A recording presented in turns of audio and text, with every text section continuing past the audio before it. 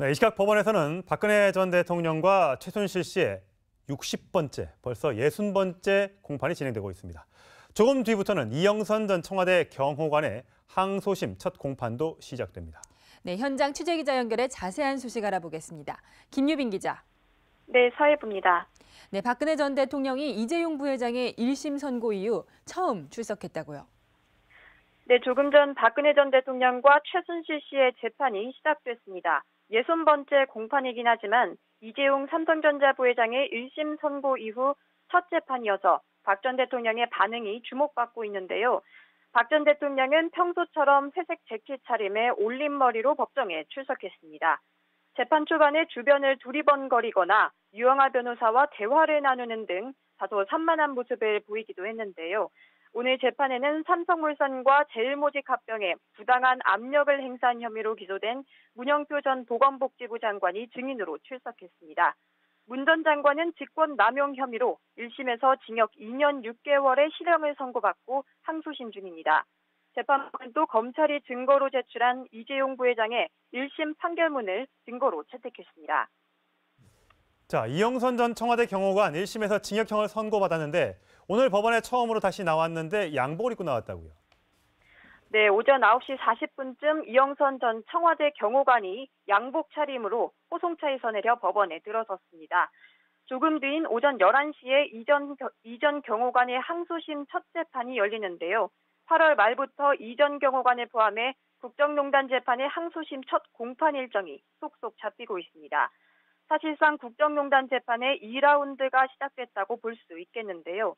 오늘 재판을 받는 이전 경호관은 이른바 주사 아줌마, 기치료 아줌마의 청와대 출입을 돕고 무면허 의료 행위를 하도록 방조한 혐의를 받고 있습니다. 1심에서는 징역 1년을 선고받고 법정 구속됐습니다. 지금까지 사회부에서 전해드렸습니다. 네, 함께 이야기 나눠주실 네 분 모셨습니다. 소종섭 전 시사저널 편집국장, 최진봉 성공회대 교수, 김태현 변호사, 광민영 채널A 산업부 차장 모셨습니다. 안녕하세요. 안녕하세요. 네, 오늘은 국정농단 사건 이야기 먼저 해보겠습니다. 네, 벌써 60번째 재판인데요. 오늘 출석하는 박근혜 전 대통령의 모습 함께 보시면요. 네, 오늘도 뭐 평소와는 다른 모습이 아니다, 뭐 평소와 비슷하다 이런 얘기는 있었지만 오늘 재판이 굉장히 뭔가 의미가 있을 것 같아요, 광민영 차장. 네, 오늘 중요합니다. 박근혜 대통령 전 대통령 지난번 이재용 부회장 선고에서도 유죄 결과를 듣고 나서 상당히 당황한 모습을 보였다고 알려져 있죠. 그래서 표정이 급격히 어두워지고 여러 차례 물을 마시기도 했다라고 알려져 있습니다. 오늘 재판이 중요한 거는 바로 아까도 방금 리포트에서 나왔지만 문영표 전 이사장? 보건복지부 장관, 그다음에 국민연금 이사장까지. 네네네. 네. 그분 증인으로 나오는 것이 상당히 중요한 일입니다. 그러니까 지금 문영표 전 이사장 같은 경우는 전 장관 같은 경우는 1심 선고가 났죠. 이미 징역형을 받았는데 근데 거기에서 그 삼성물산과 제일모직의 합병 과정에서 박근혜 전 대통령의 지시가 있었느냐라는 여부. 1심에서는 판단이 되지 않았습니다. 그래서 오늘 이에 대해서 어떻게 얘기할 것인가가 굉장히 관심입니다. 거기에 따라서 박근혜 전 대통령의 형량에도 굉장한 영향을 미칠 것이기 때문에 그 부분은 오늘 주목해서 봐야 합니다. 자, 김태현 변호사. 오늘 보면 그 문현표 전 장관도 양복 차림으로 나왔고 아까 잠시 저 리포트에 소개해드렸지만 이영선 전 경호관도 양복 차림으로 1심에서 징역형을 선고받았지만 대법원까지 확정이 안 됐기 때문에 뭐 양복을 입든 수의를 입든 그건 자유인가 보죠. 그렇죠. 이제 대법원 유죄 확정 판결이 나오기 전까지 이제 무죄 추정의 원칙이 있어서 이제 무죄로 추정이 되는 겁니다. 1심에서 유죄가 얼마가 나왔든. 그러니까 1심에서 유죄가 나와도 그럼요. 계속해서 무죄로 보는 그렇죠. 거죠. 판결 판결 확정 시까지 이제 무죄로 추정하는 것이 헌법과 형사소송법에 대한 원칙이기 때문에 공식적으로 저분들은 다 무죄죠. 아직까지. 그래서 이제 뭐 1심에서는 사실 문영표 전 장관 같은 경우 수의를 많이 입었는데 이번에 좀 정장이 오늘은 증인으로 나왔으니까 또. 그러니까 자기의 피고 사건이 아니고 다른 사람 사건의 어떤 증인이니까 굳이 뭐 수의를 입지 않고 좀 번거롭더라도 옷을 좀 갈아입은 거 아닌가 그렇게 보이네요. 네, 문영표 전 장관 과거 청문회에서는 삼성합병을 도운 적 없다 이렇게 증언했습니다. 과거에 어떻게 얘기했는지 함께 들어보시겠습니다. 최경환 전 경제부총리 그리고 이 최광 전 이사장 이런 분들이 제일모직과 삼성물산의 합병에 대해서 논의를 하셨죠. 논의한 적 없습니다. 복지부 장관 시절에 청와대의 뜻을 거론하면서 합병 찬성을 종용했다 이런 얘기가 있는데 이것도 사실이 아니다. 예, 그런 보도를 보고 저희가 해명 자료도 냈습니다만은 전혀 그런 사실이 없습니다. 그러면 다 사후에 알고 아무것도 몰랐다. 정말 이렇게 나오시는 겁니까? 그거는 뭐 보고를 받지 않습니다. 네, 저렇게 출석을 해서 그렇게 하지 않았다 얘기를 한 다음에 특검에서 조사를 받은 다음에는 장관급 인사 중에선 처음으로 구속이 됐었어요. 특검에서는 좀 진술을 다르게 했다고 해요. 그 청문회에서도 이제 부인을 했었고 네. 지금 재판 과정에서 지금 부인을 하고 있죠. 근데 특검에서는 이제 청와대의 지시가 있었다 네. 이렇게 이제 시인을 했는데 문 이사장은 당시에 그 특검 조사에서 이런 식으로 계속하면 당시 다 뒤집어 쓸 수 있다. 네. 뭐 이렇게 얘기하는 그러한 이제 조사 과정에서 청와대의 지시를 받은 것이 맞다. 뭐 이제 이렇게 답변을 했는데 그 부분은 그러니까 2015년 6월달에 이 안종범 전 수석이 박 전 대통령으로부터 지시를 받고 네. 또 안 전 수석의 지시를 받고 이 문영표 장관이 당시에 복지부의 국장을 불러서 이 합병이 원활하게 성사되도록 좀 해라 이렇게 얘기를 했고 그 국장이 다시 국민연금관리공단의 기금운용본부장을 만나서 역시 그 비슷한 뜻을 이제 전달을 했고 이런 등등을 통해서 이제 1심에서 징역 2년 6개월의 실형을 받은 것이거든요. 근데 지금은 이제 문 전 장관도 재판 과정에서는 또 그 부분에 대해서 부인을 하고 있는 그런 상황입니다. 지금 보면 문영표 전 보건복지부 장관도 구속됐고 그다음에 실제 이걸 청탁했느냐 뭐 논란이 있습니다만 일단 이재용 부회장도 구속이 됐고 5년의 성을 선고받았습니다. 이제 남은 건 박근혜 전 대통령인데 예. 과연 장관이 정말 소신 있게 삼성합병은 뭐 국민연금에도 손해가 안 되고 나라의 장래를 위해서 정말 필요한 행동이다라고 해서 소신껏 만약에 결정을 하고 지시를 했다면 구속이 실형을 선고받지 않았을 텐데 그렇죠. 뭔가 불합리한 게 뭔가 있었으니까 1심에서는 일단 실형을 선고한 거잖아요. 그렇죠. 그러면 박근혜 전 대통령은 그러니까 실제로 도움을 받은 사람 이재용 구속. 예. 그다음에 실제로 실행을 해서 국민연금에 손해를 끼친 사람 구속. 예. 그러면 누군가 지시를 했다면 그게 박근혜 전 대통령이 되겠다는 거죠. 그렇죠. 지금 그러니까 1심 재판부에서 지금 문영표 전 장관에 대해서 재판을 내린 판사 입장에서는 이렇게 판단하는 거잖아요. 안종범 전 경제수석이 문영표 전 장관한테 연락을 해서 이걸 챙기라고 했고 문영표 전 장관이 실제 이제 국민연금 운영본부장을 불러서 100% 슈어하게 완벽하게 일 처리하라고 얘기했고 그 안종범 수석이 그렇게 얘기했을 때 박근혜 전 대통령이 지시를 했을 가능성이 있다고 볼 수밖에 없는 거잖아요. 안종범 수석이 개인적으로 저걸 얘기할 이유는 없지 않겠습니까? 예.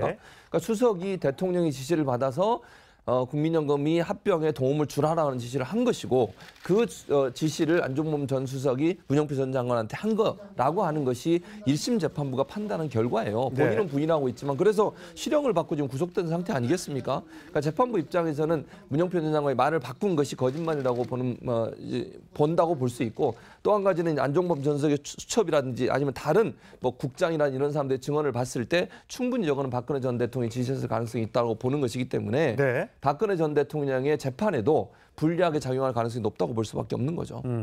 네, 어쨌든 지난번 이재용 부회장에게 선고를 한 재판부에서는 이재용 부회장에게 여러 가지 유리하게 되도록 묵시적 청탁을 했다고 했잖아요. 이런 판결을 내리는데 이 문영표 전 장관의 판결도 좀 영향이 있었을까요? 저는 없었을 거로 봐요. 그러니까 저는 항소심에서도 오늘 문영표 전 장관 나와서 뭐 얘기한다고 하면 저는 별로 영향 없을 거로 왜 그렇게 보냐면 문영표 전 장관이 얘기했던 게 국민연금에 움직이는 제일모직하고 삼성부서 합병 그 부분이잖아요. 네.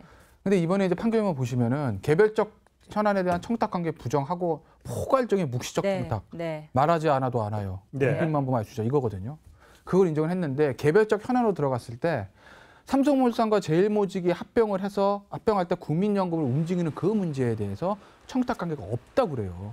그 없다고 하는 논거라 삼성 논거를 그대로 갖다 쓰거든요. 그러니까 네. 삼성에서 맨날 했던 얘기가 아니 15년 7월 25일 날 대통령이랑 독대에서 그 얘기했다고 하는데 그때는 이미 우리 다 끝났어요. 합병이 끝났다. 네. 그러니까 그거 아닙니다라는 얘기인데 그걸 고스란히 차용해서 그 부분에 대한 개별적인 청탁이 없다고 봤기 때문에 그렇기 때문에 문영표 전 장관의 얘기들이 전부 다 거기에 관련된 거 아니겠습니까? 예. 그러니까 모르겠습니다. 항소심에서 뭐 다르게 판단할 수는 가능성도 있지만 제가 봤을 때는 이미 1심 재판부가 개별적인 어떤 명시적 청탁 배제하고 포괄적인 무시적 청탁으로 방향을 잡은 이상 문영표 전 장관에 대한 뭐 청와대 안종범 조사 얘기 이런 것들은 저는 이제는 증거 가치가 크게 떨어진다고 봐요. 네. 네.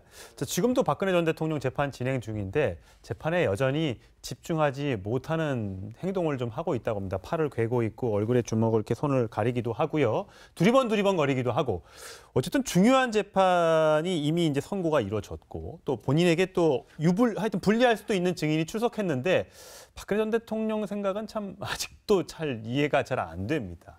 굉장히 그러니까 저 머릿속이 좀 복잡한 거죠. 지금 사실 이 상황 자체를 어떻게 봐야 될지 그리고 앞으로 이것이 어떤 결과로 귀결이 될지 그리고 그 속에서 어떤 내 인생에서 나는 어떻게 되는 건지 아마 제 생각에는 지금 한 4달이 지금 넘었지 않습니까? 박 전 대통령이 수감된 지. 그러면서 특히 이제 이재용 부회장의 1심 판결이 나오면서 이것이 바로 박 전 대통령으로서는 어쨌거나 이재용 부회장보다는 더 높은 이 선고가 내려질 가능성이 현재로서는 뭐 거의 100%라고 봤을 때 그렇다면은 이 굉장히 뭐 심경이 지금 복잡해지는 거죠. 과연 이 부분에서 어떻게 대처를 해야 되는 것인지 아마 이런 상황 자체에 대해서 지금 어떻게 판단해야 되는지에서도 상당히 좀 어떤 혼란을 좀 겪고 있지 않나 그런 부분들이 이제 박 전 대통령이 이 재판정에서 좀 그렇게 딱 정제된 모습이 아니고 약간 좀 다른 여러 가지 집중력이 흐트러진 모습으로 표현되는 것이 아닌가 뭐 이렇게 추측이 됩니다. 이 재판부의 판결을 보더라도 박근혜 전 대통령이 불안할 수밖에 없는 게 박근혜 전 대통령이 이재용 부회장한테 적극적인 지원을 요구를 했다고 하고 이재용 부회장은 박근혜 전 대통령한테 승계 작업에 도움이 될 것이라는 기대 때문에 수동적으로 뇌물을 줬다고 했어요. 그러니까 이 말을 곱씹어 보면 결국에 여기서 가장 주된 사람은 박근혜 전 대통령이라는 걸 2심 재판부가 얘기를 한 겁니다. 적극적인 지원이라는 표현을 썼거든요. 그 때문에 당연히 이 뇌물죄 같은 경우는 방금 소 국장님 말씀하셨지만 받은 사람보다는 준 사람이 훨씬 처벌이 어렵고 무겁고 무겁고요. 박근혜 전 대통령이 받고 있는 18개 그거 가운데 혐의 가운데 가장 무거운 게 뇌물죄예요. 그러니까 형량에도 가장 큰 영향을 줄 것이기 확실해 보이기 때문에 당연히 불안할 수밖에 없어요. 본인이 뭐 의연한 모습을 보이거나 아니면 또 다른 지지자를 향해서 뭔가 또 강렬한 뭐 언행을 통해서 좀 뭔가 메시지를 주으면 좋겠는데 현재 법정에서 진행되고 있는 상황은 박근혜 전 대통령의 행동을 전혀 이해하지 못하겠다는 반응들이 주인 것 같습니다. 자, 박 전 대통령을 주변에서 경호했던 이영선 전 경호관이 오늘 항소심 재판을 11시부터 잠시 후부터 받게 됩니다. 1심에서는 징역 1년이 선고되고 법정 구속이 됐는데 사실 저는 보통 이제 형 감경 어저께 제가 소개를 해드렸습니다만 진실로 이제 반성하는 모습을 보인다거나 후회하는 뉘우치는 모습을 보이면 형을 좀 감경해준다는 얘기가 있어서 저는 오늘 사실 수위를 좀 입고 나오지 않을까라는 생각을 했습니다. 하지만 역시 그동안에 이제 불구속 재판을 받을 때와 똑같은 모습으로 정장 차림으로 뚜벅뚜벅 재판정을 향해 들어가는 모습을 오늘 화면에서 만날 수가 있었습니다. 그래서 제가 볼 때는 그렇게 많이 반성하는 것 같지 보이진 않아요. 물론 뭐 표정만 보고 판단하기가 어렵긴 하지만 그냥 저렇게 나오는 모습을 보면 본인의 잘못이 없다고 지금 주장하는 것 같고 본인은 그야말로 충성심에 불타서 박근혜 전 대통령을 보호하고 또 박근혜 전 대통령의 지시사항을 따랐을 뿐이지 본인이 뭐가 잘못했냐 이렇게 생각하는 것 같은데 그러나 그러면 안 되는 거죠. 공직자는요. 공무원은 잘못되고 부정한 어떤 지시를 했을 때는 그걸 거부할 수 있는 권한이 있는 거 아니겠습니까? 그 공무원법상에 그렇게 돼 있어요. 위에서 잘못된 지시를 했을 때는 거기에 대해서 거부할 수 있고 그걸 따르지 않아도 전혀 법적 처벌 안 받게 돼 있는데 본인이 지금 1년씩 그 형이 결정이 돼서 구속된 이유가 뭐겠습니까? 기치료 아줌마, 주사 아줌마들 몰래 들어와서 데리고 들어와 가지고 박근혜 전 대통령을 도와주는 그런 역할을 했는데 그거 자체가 공무에 어긋나는 부분 아니겠습니까? 문면허 의료 행위를 하도록 방조한 그 죄 때문에 결국 저는 처벌을 받는 건데 제가 볼 때 본인은 아직도 그 부분에 대해서는 잘못이 없다라고 생각하는 게 아닌가 하는 생각이 듭니다. 뭐 겉으로 이제 문제가 없어서 다행이지 만약에 기치료를 받다가 또 주사를 맞다가 무슨 시술을 하다가 잘못 뭔가 부작용이 나타났으면 어떡할 뻔했어요. 그러니까요. 만약에 박근혜 전 대통령이 기치료 아줌마는 무면허 의료 시술을 받다가 문제가 생기면 그거는 국가적인 재난입니다. 대통령의 건강은 아주 중요한 안보 사항 중에 하나거든요. 그런 것들을 저렇게 프리패스로 데리고 들어가서 치료받게 하고 이런 식으로 또 최순실이 들어오는데 이영선 전 행정관이 계속 왔다 갔다 했지 않습니까? 저렇게 제대로 보안도 뚫리는 저런 상황을 만든 것에 대한 책임감을 무겁게 느껴야 될 텐데 그런 부분에 전혀 느끼지 못하고 있는 걸 보면 참 대단한 사람이다. 대단하다는 말은 부정적으로 대단한 사람이라는 생각이 듭니다. 그런 부분은 사실 어떻게 보면 운명이에요. 운명. 그러니까 이영선 전 행정관으로서는 이것이 나의 하나의 정치적인 운명이다 이렇게 받아들이고 순응을 해야 됩니다. 그러니까 만약에 이영선 전 행정관이 다른 대통령을 모셨으면 또 상황이 달라졌거든요. 예. 그 국면에서 본인은 예를 들어서 지키는 지시대로 그냥 난 했을 뿐이다라고 이야기를 하지만 큰 틀 자체가 이미 잘못된 틀이었기 때문에 그 속에서 본인은 충실히 역할을 했지만 이 기본 틀 자체가 문제가 있는 것이거든요. 네. 그러면은 거기에 대해서 나로서는 최선을 다했지만 어쨌든 그 부분에 대해서 이것이 하나의 시대의 흐름이고 운명이다 그렇게 받아들이는 것이 저는 맞지 않나. 이거 뭐 가지고 하나하나 이제 법리적인 다툼을 할 그런 사안은 또 못 되지 않나 하는 생각도 좀 듭니다. 네.